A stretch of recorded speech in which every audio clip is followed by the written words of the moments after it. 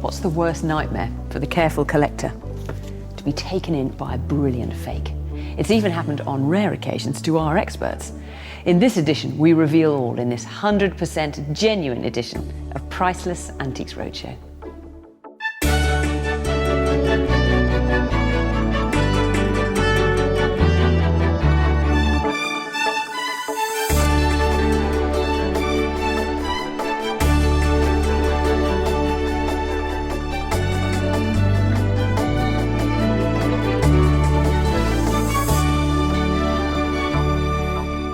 We've a rare treat for you in this episode. Many of our longest standing and most familiar experts are giving us priceless exclusives.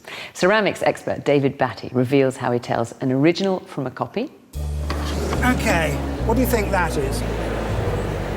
Wood dust.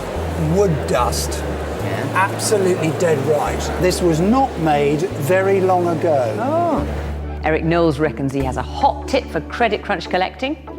They will make a slow but steady rise, but not before I've bought up every pair for under 50 quid I can find in the country. And Hilary Kay lifts the lid on a private passion. The revolving number plates and the machine guns and the oil slicks and the tin tacks and the smoke screen and the bulletproof screen and the ejector seat. Oh, spectacular. Now, is this or isn't it? Well, I don't know, but our team of specialists are among the best in the business at spotting fakes. Apparently, we are surrounded by them. So how can they tell? It's time for an introduction to the art of reproduction. You can't pussyfoot around it. Right. Well, I'm afraid it's bad news. I mean, how can you? You've got to tell the person that it's not right. I'm afraid it's very bad news. And, yeah, I suppose I am blunt. It's a forgery. Is it? Not only is it a forgery, it is illegal. Whoever made this put on a mark of a modern practicing factory, and that is against the law. That is a protected mark. Minter never actually made this particular dish. Don't get this crab on here. These colours don't exist. They didn't do this shredded clay effect. So where you bought it was breaking the law. Fakes are everywhere. Even a bishop can sometimes be deceived. I think if I've learnt one thing in my career over all these years, I've learnt a fair degree of tact. They belonged to Bishop Bradfield, who was the bishop who stood on the left-hand side of the Queen at her coronation. We got the Bishop of Bath and Wells with his own sapphire ring, and I have the job to tell him that it's not quite what he thinks. Nightmare. It's not a real sapphire. Right. It's got bubbles inside it, which means that it's a man-made sapphire. Right. And he took it on the chin, it has to be said, but I think it was a very uncomfortable moment. When you have to give the bad news, it's very, very difficult sometimes. Sadly, I have to tell you that it is actually a reproduction. You've just got to say, it's wrong. It's wrong, wrong, wrong. Got it. That's all I can say. Sometimes one has to slightly have the skill of a social worker on the Antiques Roadshow, managing people's emotions and expectations, or rather letting them down. You have what you believe to be the only existing portrait of Shakespeare done in his lifetime. Now, do you realise what a claim that is? What he'd brought in was a portrait that, at first glance, looked like Shakespeare. Had a pen in his hand, it had the high dome that you expect with the bard. Now, let's start with where did you get it from? Okay, this painting we inherited from my great aunt, Doff, and she was bequeathed this painting, and she actually kind of staked her life on the fact that it was genuine, and she collected a massive amount of documentation to say that it was. Despite the fact that he had an article by an eminent academic published, I think, in the 1950s or 60s, that it was just a concoction. I now have to tell you that this picture is not 17th century, which is what it should be if it's Shakespeare, and I'm afraid it's not a Shakespeare either. It's of what I believed to be a cleric that has been adapted to look like Shakespeare. Now, have you seen the area, this sort of slightly ambiguous looking area at the top of his forehead? I must say I was always a little concerned about that. With good reason, I might add, because someone has actually extended his forehead to make that dome look more Shakespeare-like. Quite clever, eh? Goodness. Some devious restorer or artist had taken out a brush, adapted, added to, created the dome to make him look like the bard, put a pen and a hand in place, and had actually painted the Globe Theatre in the background. In the bottom left-hand corner, you see the Globe. The Globe. The Globe Theatre. That's right. So this is quite a sophisticated, probably 18th or might even be early 19th century construct. If this was the only portrait of Shakespeare done during his lifetime, such an emotive figure, you'd have collectors across the world scrambling to get hold of it. Yes. As it is, it's worth about £800 to £1,200 as an intriguing image. Yeah. With a bit of history that wants to be him, but sadly isn't. This is actually a dud. And it's direct copy after Claude Monet. Wrong material, wrong painting. It had to be wrong. I remember this wonderful girl down in Bexhill who had got, she thought, a Hahn bronze and jade thing. This has got an amazingly ancient look about it. Yeah, that's because it probably is older than the Dead Sea Scrolls, I'd imagine. Older than the Dead Sea Scrolls. I was sure that I'd found something which was real. I was so adamant it was this antique relic from the Han period. A very unusual thing. Where did you find it? In a flea market in southeast London a few years ago. It was kind of amongst loads of just house clearance things, and the guy didn't really seem very interested in it. These were grave goods. Right. Almost invariably they were buried, and having been dug up, you get this incrustation, and you get all this wonderful colour building up here. Is it cast bronze? This is cast bronze, and the copper is coming through.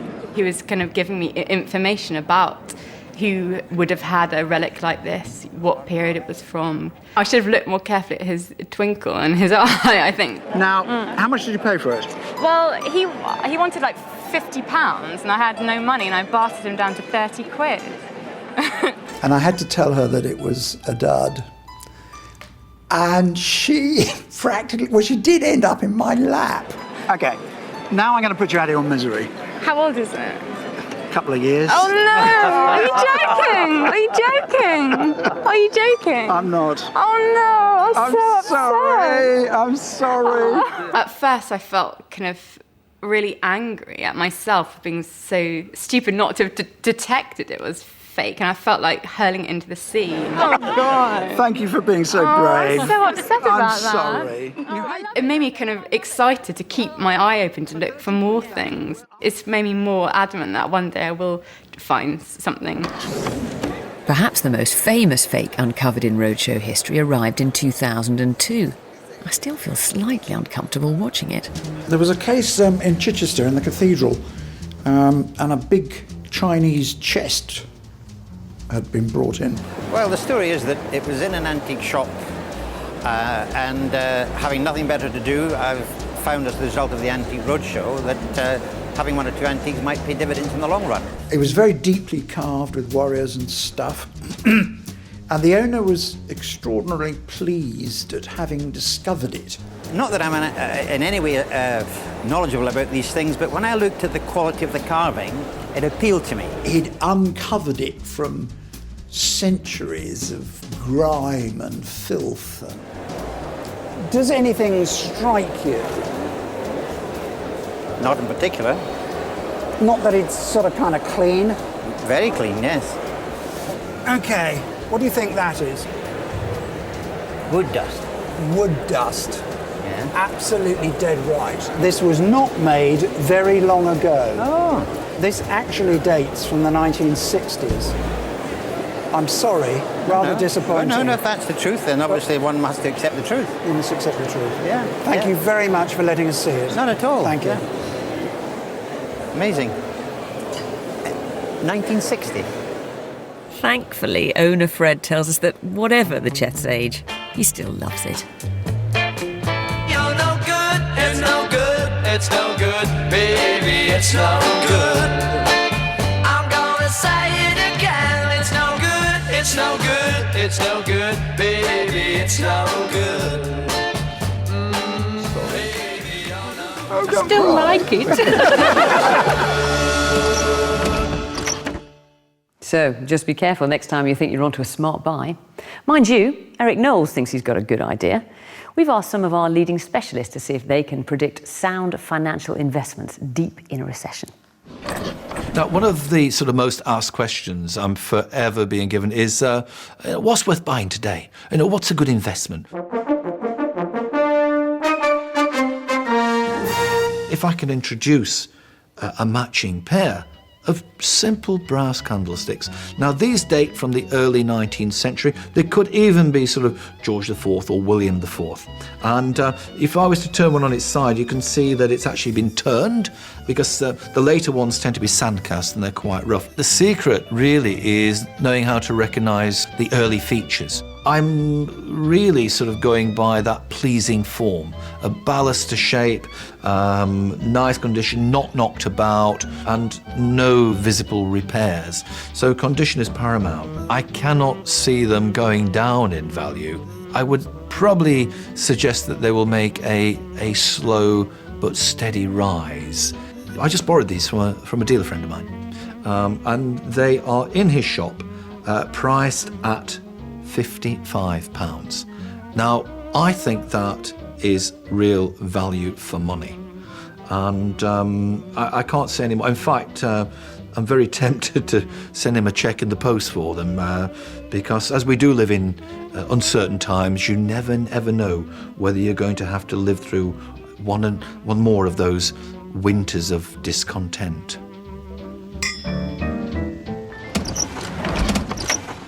Eric Knowles, a man with a secret past. He tells me that in his youth he was a northern soul boy, dancing the night away to the most obscure R&B records he could find. And quite a few of our specialists have surprising interests away from the show. Take miscellaneous expert Hilary Kay. Now, you probably associate her with cute dolls and teddy bears, but Hilary's true passions couldn't be further removed from the Roadshow's cuddly stuff.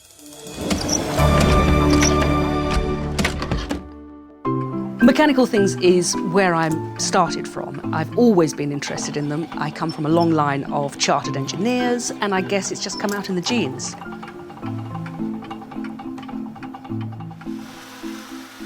I think I was a tomboy. I never went through the real sort of dolly phase. I was much more interested in things like Meccano and Lego. Sadly, the bit of string that I've put on to make the governor work is not working, but if I give it a prod, it might. There we go. Ah, that's better. The way I ended up in antiques was really just a sort of continuation of my interest in mechanical stuff, because one of the things that my grandfather had, he was this wonderful polymath, and he had a Victorian microscope, and when I used to stay with them, which I did from time to time, we used to use this microscope. And I suppose my path could have gone down two routes. I could either become somebody who enjoyed looking at things down the microscope, but my path went the other way, which was I actually loved the engineering of this thing. In her teens, Hilary's love of all things technical found a new outlet in driving. The first car I ever bought myself was, it was Betty. And Betty was a Mini Clubman estate. And Betty did sterling service until my first great love affair with a little sports car, a Fiat X19, which I loved to distraction. But it wasn't nearly as good as this, a Porsche 911. Then there was the 1950s Corvette, a great favourite. I loved that car. Like driving a speedboat, really, but a great, great car for posing. The DeVille always used to break down and gave everybody enormous glee that there was this great whale of a car bleeding radiator juice all over the floor. The Brighton car, Panhard Levasseur, 1902, darling car. Then there was the XK, that is a great car. The Testarossa, give me a 911 any day. What I must say, look, is I haven't owned all these cars. These are cars that I have known and loved to drive. This passion for cars was inspired at a tender age by none other than James Bond. The first time I saw Goldfinger, how could I possibly not remember that? I must have been 7, I suppose, and it was the first adult film I'd ever been to see. This film was the most extraordinary glimpse into a world of glamour and excitement and danger. I've always wanted to drive an Aston Martin DB5. The car was the star. I mean, it was there in all its glory, with all these incredible devices, the revolving number plates and the machine guns and the oil slicks and the tin tacks and the smoke screen and the bulletproof screen and the ejector seat and those fabulous kind of Ben-Hur things that come out of the wheels and grind along the car of the girl. Spectacular.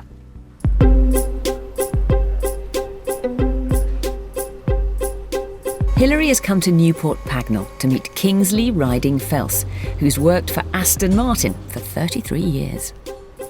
Well, this is the area where customers' cars come back for servicing and repair. They come in from all over the world. We have them come in from the Middle East, from Europe. So this is our heritage department. This is where all the cars come back for the heritage repairs. And as you can see, we've got practically a representation of every single model here today. DB4, DB5, the 6s, the V8s, everything. You can't walk in here without not bringing a smile to your face, can you? It's wonderful. Putting the DB5 into context, I mean, the post-war austerity years in Britain, it was all pretty grim. And then with the 1960s, Britain became hip. The DB5 was, if you like, an embodiment of all that period of Britain becoming the centre of style. It was aspirational in a way that other cars weren't. It was the ultimate sort of sophisticated man's machine. And as you can see, there's various different models, and here we have a DB5, and this is the actual car that was in the film Casino Royale. No. Yes, it was. This is the one that was used, and in fact, the one that James Bond won in the card game. I'm going to stroke it gently. Yes. As if it was Daniel Craig. You wish it was. I was sort of hoping to have a bit of a drive in this, but I can see, I'm afraid this car is not fit for purpose. Not today, no. It's nearly finished, but not quite.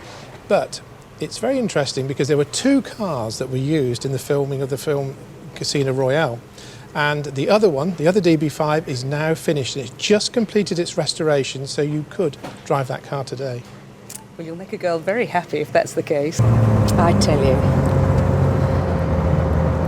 I have to say, I never thought that this moment would ever happen. I mean, it's enough to turn a girl's head completely. If anybody asks what makes the DB5 special, they have lost the plot. The sound, the vision, the excitement, the emotion. As a 7-year-old, it became seared into my memory. To drive a car that's actually made to give you a thrill is fabulous. It is one of those wish fulfillments.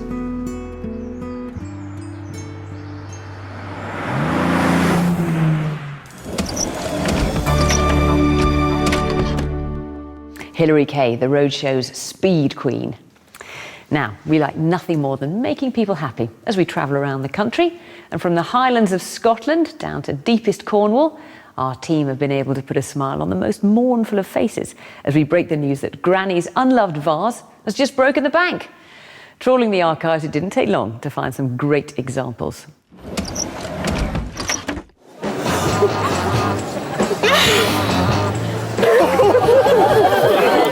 You're joking.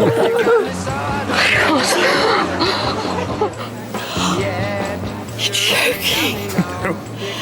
I don't believe it. No. 6,000.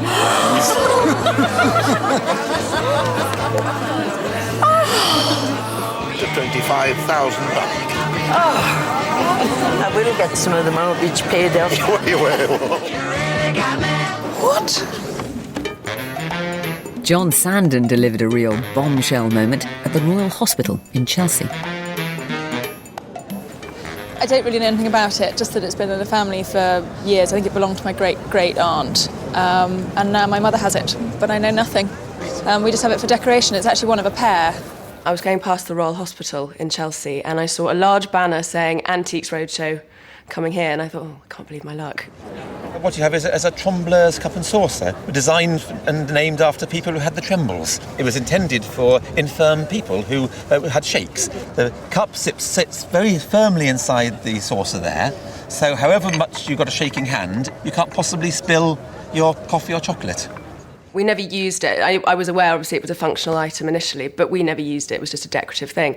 To be honest, just collecting dust. Made by the Great Sayre factory, and the quality is just so sumptuous. So a pair of them. Yes. It's, The other one's in just as good a condition as this one. That's so important too. Yeah. Because a single cup and saucer of this quality, it's going to be pushing £5,000. You're joking. Frankly, I had no idea that it was going to be as much as it was, hence my overt reaction, I think. So a pair of this quality, it's absolutely stunning, £10,000.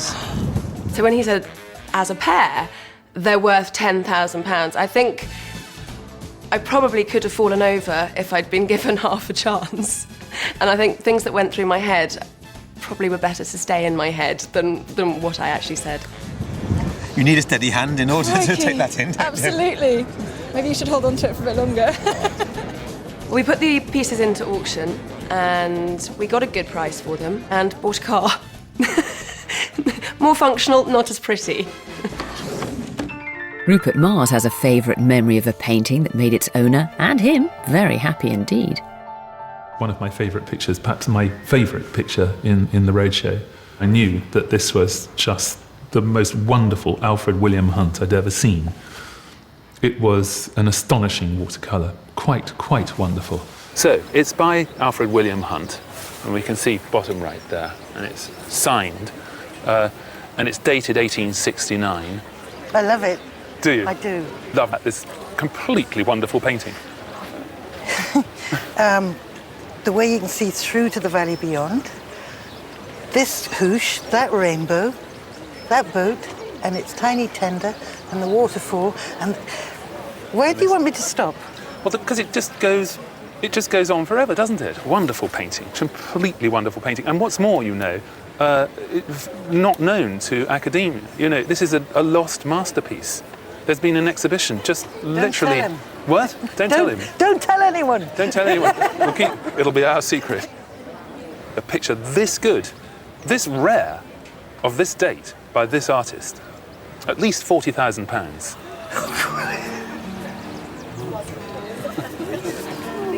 Is there a doctor in the house? She really was a very likeable character. She was later able to sell the picture, and I was able to give her some good advice in the doing of it.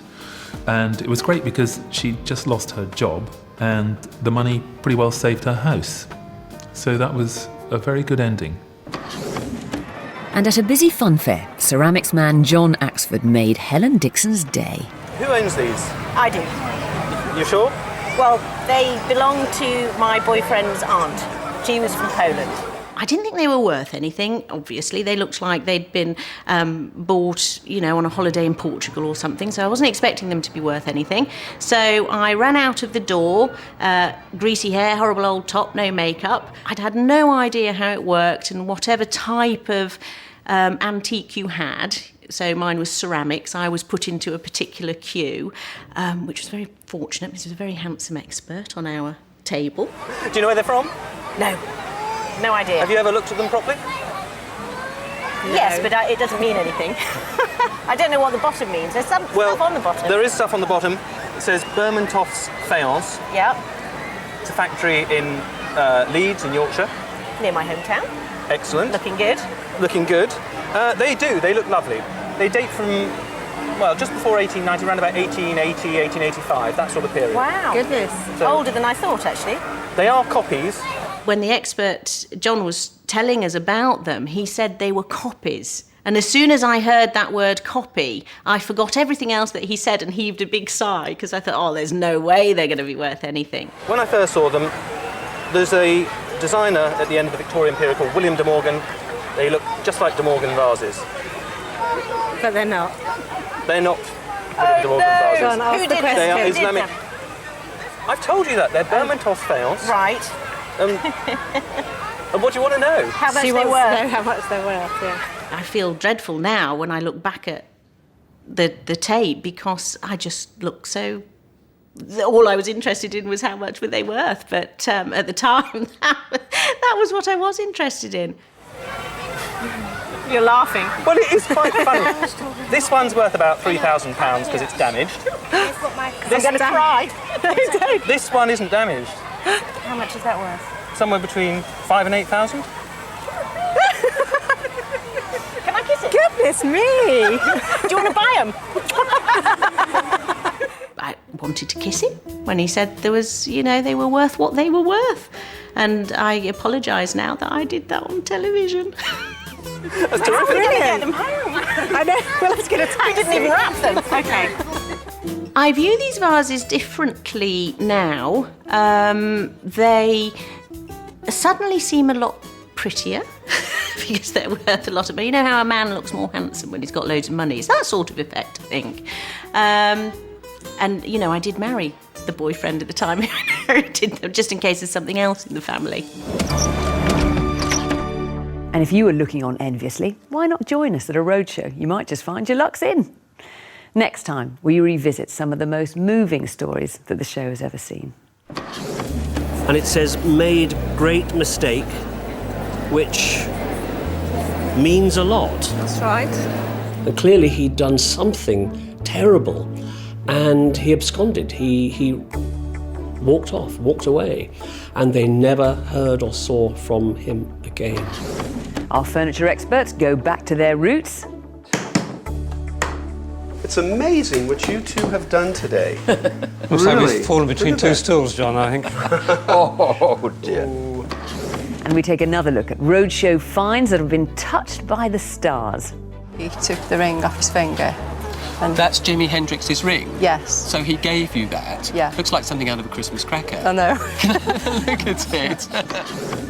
I'll leave you with a quick clip from our outtake tape. Pictures expert Rupert Mars committed a cardinal sin in the world of broadcasting, and it was caught on camera. Bye-bye. It's now come back to Britain again. Yeah, well, it's a terrific thing, actually, in a way. I think, in terms of... Oh, dear. A cardinal sin for any presenter, I'm sorry.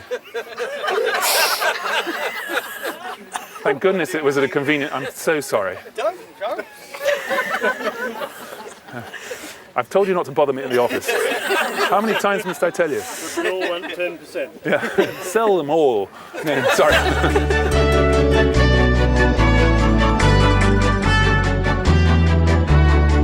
It's estimated 27,000 species become extinct every year thanks to us, and we're not immune either. A look at how Darwin's dangerous idea has given us the knowledge to do something about it, next on BBC Two.